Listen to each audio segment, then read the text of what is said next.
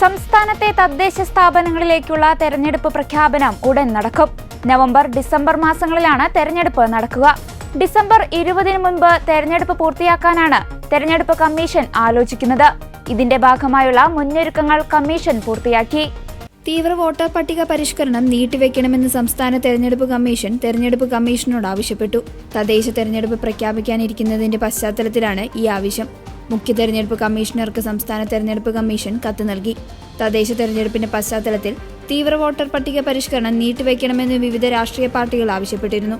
രാഷ്ട്രീയ പാർട്ടികളുടെ നിർദ്ദേശം പരിഗണിച്ചാണ് മുഖ്യ തെരഞ്ഞെടുപ്പ് ഓഫീസർ കത്തയച്ചത്. തീവ്ര വോട്ടർ പട്ടിക പരിഷ്കരണത്തെ ഭൂരിപക്ഷം രാഷ്ട്രീയ പാർട്ടികളും എതിർത്തിരുന്നു. USRന് മുന്നോടിയായി മുഖ്യ തെരഞ്ഞെടുപ്പ് ഓഫീസർ ഡോക്ടർ UR രത്തൻഗേൽക്കർ വിളിച്ചു ചേർത്ത രാഷ്ട്രീയ പാർട്ടി പ്രതിനിധികളുടെ യോഗത്തിലായിരുന്നു LDF UDF പ്രതിനിധികൾ എതിർപ്പുയർത്തിയത്. SIR തിടുക്കപ്പെട്ട് നടപ്പിലാക്കരുതെന്നാണ് കോൺഗ്രസും CPIM ആവശ്യപ്പെട്ടത്. എന്നാൽ BJP അംഗം B ഗോപാലകൃഷ്ണൻ മാത്രമാണ് വോട്ടർ പട്ടിക പരിഷ്കരണത്തെ പിന്തുണച്ചത്.